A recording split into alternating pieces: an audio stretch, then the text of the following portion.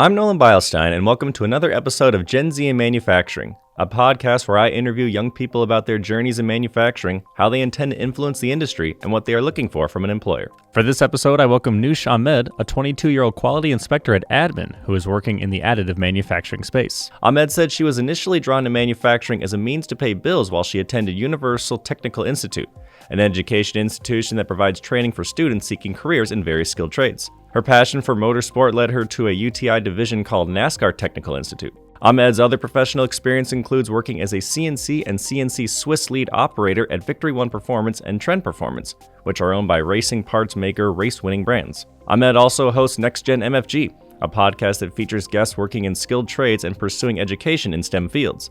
The podcast aims to elevate careers, teach younger audiences and their families about trades, and inform business owners and employers about what the younger generation is looking for. Before we hear from Ahmed, please make sure to like and share this episode of Gen Z Manufacturing. To view previous episodes, visit manufacturing.net.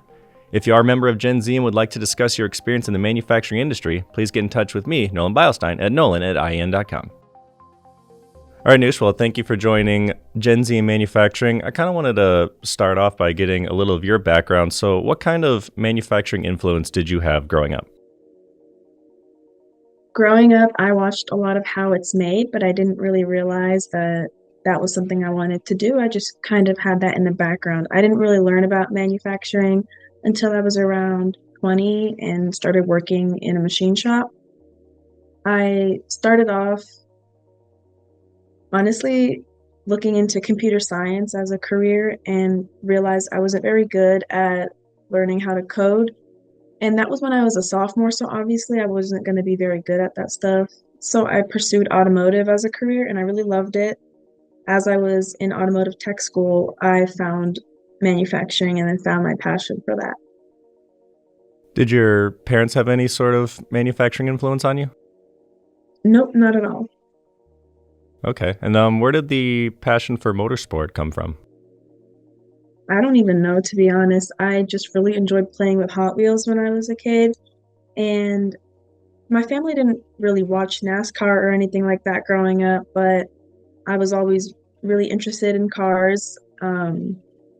Somehow, every single social media I had, the algorithm always showed me cars. So I figured, that's what I like. But I didn't really realize that I could pursue automotive as a career until I just decided to enroll in the automotive program that my high school offered.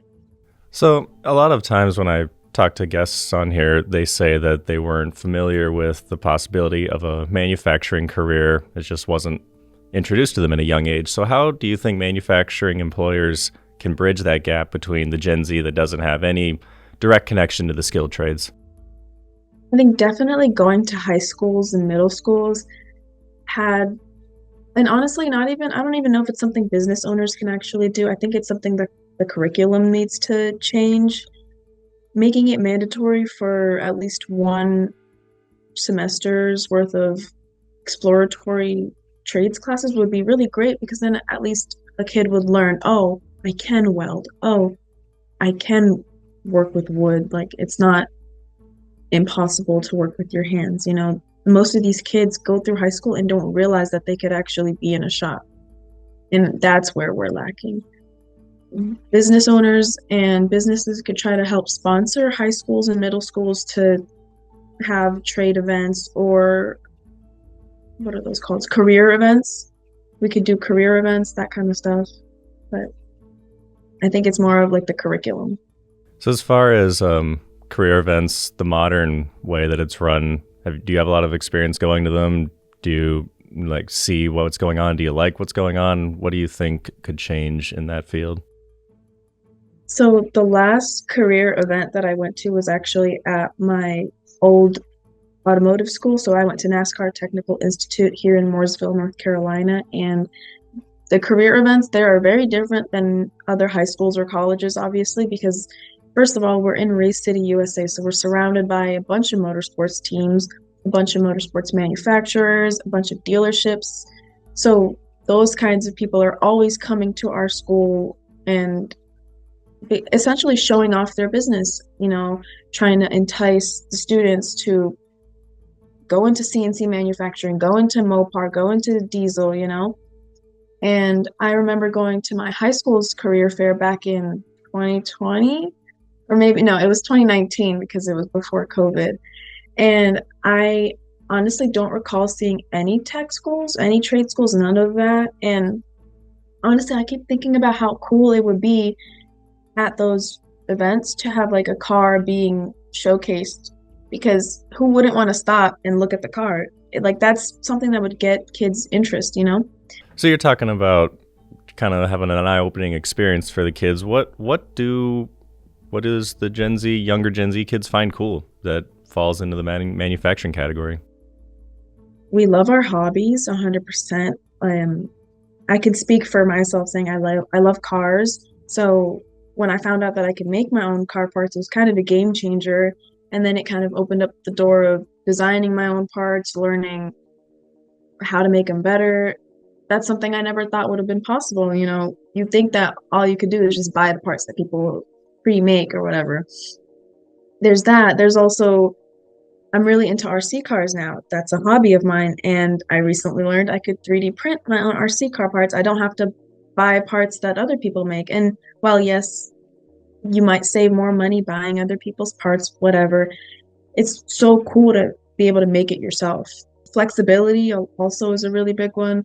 I know a lot of trades offer a lot more flexibility than certain 9-to-5s do. We want more flexibility. We want to be able to create. We want to be hands-on. We don't want to be stuck. That's another thing. We don't want to be stuck. We want to be able to grow. I hope that answered your question. Yeah, that's definitely been a recurring theme of people that have appeared on this show. And while we're talking about spreading the word of and promoting manufacturing, you mentioned that your activity on LinkedIn, networking, and the podcast that you host kind of led to you being invited to speak at IMTS. So I was wondering, how do you think manufacturing employers could use social media to look for young talent? Oh my God, I love social media. Social media is such an incredible tool. Personally, TikTok and Instagram have been amazing for me to find guests for my podcast, and LinkedIn has been amazing for me to find my footing in the professional industry. So I'll kind of just start with LinkedIn because that's where I started posting a lot of my content. I post a lot of content that people my age post on their other social medias. I just decided to do it on LinkedIn because I wanted a more professional audience to see it and give me advice, give me help, support, whatever it was that I needed to learn more. And they offered me that and more. I started being invited to go on other people's podcasts. They were so cool. They invited me to go to IMTS and speak at the main stage. And for people who don't know what IMTS is, it's a really big trade show that happens every 2 years. Stands for the International Manufacturing Technology Show. And it was incredible. And I would have never thought that someone that was like me, just an operator, would get opportunity like that, because, you know, you think you're just someone in the background, someone that's not important, but you are very important as a tradesperson. And when I realized how important it is to hear this voice, this young, enthusiastic female voice at these trade shows, I realized I need to have more people my age being represented, because they're doing amazing things on social media, whether it's at work or showing their followers what they do for work, inspiring them, you know, and they're not highlighted enough, I feel like. So I decided to create my own podcast to help introduce them to, I don't want to say a more professional sort of marketing, but just a different kind of marketing, so that they could possibly get sponsorships or opportunities to go to trade shows. Since this is coming out in March, most likely, I am going to be going to another trade show in April, and they actually invited me to go talk at that trade show. It's the Assembly Show South in Tennessee. So I'll be, you know, going down there, and it's kind of crazy that me just talking about working has brought me all these opportunities, but I want to do that for other people. Yeah, and you mentioned that LinkedIn's kind of where it all started. Is Gen Z active on LinkedIn? Do they use it? Kind of, sort of. I've noticed a lot more. I'm going to say white collar, but I mean more like college student-esque people. I see more of them on LinkedIn, but they're also not that sorry, but they're also not that active on LinkedIn. So it doesn't really matter what they do to me. I just want more people on LinkedIn to show people that we are eager to work, we are willing to learn. A lot of them have accounts that they've just never used, never posted on. Some of them think that opening up another social media account is a waste of time. So part of my podcast is showing them that it's not a waste of time and it's also easy. I want to teach people that LinkedIn is a very simple social media platform, and if they use TikTok and Instagram, then they're already really good at navigating algorithms. They'd be good at posting on LinkedIn. So I think generally, employers professionally, LinkedIn is kind of what they use. Do you see a presence on Instagram or TikTok? Actually, yes, I see more of it on Instagram, obviously. A lot of businesses have Instagram pages. I don't see them posting that much on their Instagram page as much as they should. Also, certain companies don't really make LinkedIn posts either. They're not really that active, but their employees are active through their personal pages, I've noticed. TikTok, when you look through certain videos comments, you'll see a bunch of companies and they get a lot of interaction because they're interacting with creators, they're sponsoring creators, they're um, being part of the community. And that's what young people want to see. That's why they're so willing to give these companies time. I hope that makes sense. But I feel like if these manufacturing companies went on TikTok, posted what they do, explained like a part, showed what they did, kind of like how Titans of CNC does on TikTok and YouTube, or not how they do. You could do it slow, it doesn't really matter, but just showing people what you do and how it's not dirty, dark, scary, and interacting with all these young people, you would see that your business would have a lot more success. Not guaranteed, obviously, but interacting with people on social media has definitely helped a lot. So is there a platform that companies should invest time in more so than others, or is it kind of more a mix to all of them? Definitely a mix. And it also depends. If it's a company that's looking for employees to hire, I would say TikTok is your best bet because of the way that search works. I literally will search up welder and then a state, or woman welder, or sculptor, or something along those lines, and it brings up so many people that are related to that hashtag, so many people that could be potential employees. And what's great about TikTok is it's like a portfolio. You could see the kinds of things that they post, what kind of person they are, and if that's for some reason what you want to judge them off of, then you can, but you can also see the kind of welds that they do or the kind of mechanic work that they do. And I keep bringing up welding because welding is so big on TikTok. There's so many welders that have helped so many kids find their passion. And there's so many there's so many middle schoolers that are on TikTok watching these videos, getting exposed to this art, and they're inspired. I think I'm saying we as business owners, but I'm not a business owner, but we as LinkedIn people should definitely do the same. And then do you have any examples where you've seen a company effectively using it and using it well to spread awareness about its industry? I know you mentioned welding, but does anything else come to mind? I'm going to mention Titans of CNC because they're doing really great for the industry. For anybody who doesn't know what Titans of CNC are, they offer free resources for people who are into CNC manufacturing and want to learn how to program and machine parts. And they do a lot of other stuff on the side too, or not on the side, but they do a lot of other stuff. And they have done a really great job of taking YouTube and TikTok and Instagram Reels and posting their content to it to get not just people in the country, but people outside of the country, younger kids involved. They're also working on getting the Titans of CNC Academy courses accredited, I'm pretty sure. So like that's amazing. And I don't want to say it's all because of social media, but social media played a really, really, really big role in that. Yeah, I'm admittedly minimally on TikTok. It's only when people send me links for videos to watch. So I wanted to talk a little more about your podcast, NextGenMFG. I do know what MFG stands for because I think I heard you explain what it actually is. But could you just explain a little bit more on the origins of it and how you decided to get it started? So I was on a couple of people's podcasts earlier last year in 2024 and was completely blown away by how much support that these strangers were giving me just because I was working.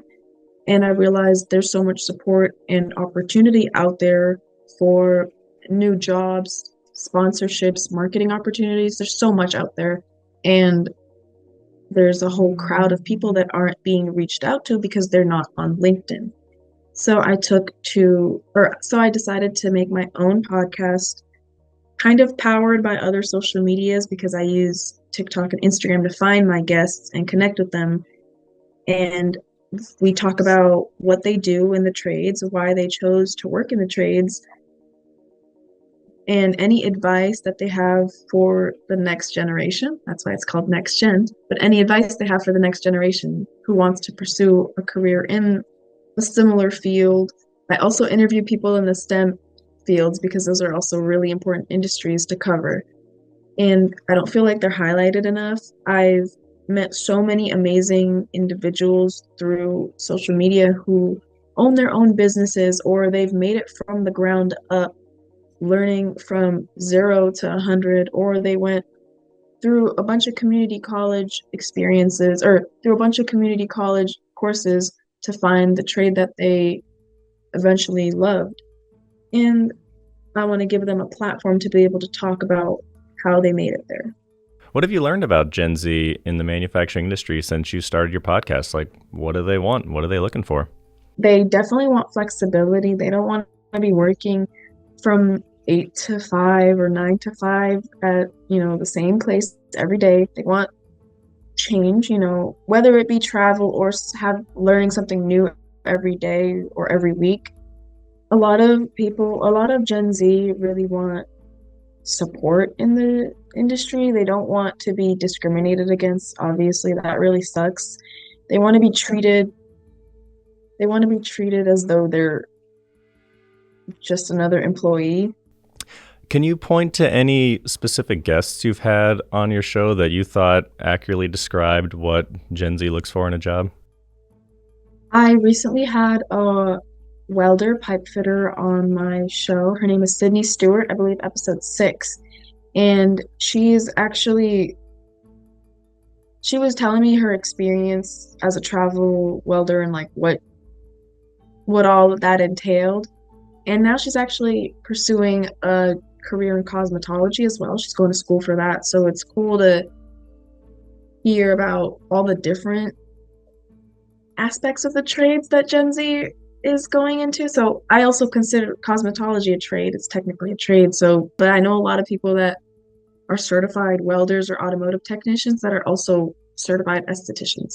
And I don't know of any other career that people, have different certifications like that. What do you have planned for future episodes? I know you said you wanted to talk to some older and younger crowd than just the 20-somethings, but anything exciting coming up in future episodes? Yes, so I already interviewed Kylie from Titans of CNC, so that interview will be coming up soon. I have a lot of interviews lined up with a lot of people that are on, like, really big on social media, so they have quite a few followers that would be listening and probably be inspired by the episode. I have a Mercedes technician and have a rocket engineer. So yeah, she was a student. She just graduated, but I still consider her an engineer because she went through all that training and she was working as she was training or as she was in school. So those are my upcoming episodes right now. I'm editing those. And then I have a bunch of interviews coming up with a couple of business owners, a diesel mechanic, a heavy equipment mechanic. So yeah, I have a lot of fun episodes coming out. Okay. And where can people Where can people find these episodes? Where should they start? Yes, so you could check out NextGenMFG on Spotify, also YouTube. You can also check out NextGenMFG podcast on Instagram and TikTok for mini clips and promotional pictures. I also post about other podcasts on those pages to kind of bring awareness to more resources. So if you're interested in finding free resources on the trades, you can also check out my pages for that. Thank you for watching this episode of Gen Z in Manufacturing. Please make sure to like and share the episode. To view previous episodes, visit manufacturing.net. If you are a member of Gen Z and would like to discuss your experience in the manufacturing industry, please contact Nolan Beilstein at nolan@in.com.